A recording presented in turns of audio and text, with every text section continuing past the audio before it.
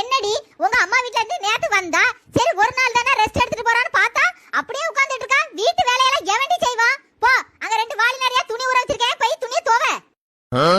என்னமா என் பொண்டாட்டிக்கு குழந்தை பிறந்து 3 மாசம் தானமா ஆச்சு, அதுக்குள்ள துணி துவைக்க சொல்ற?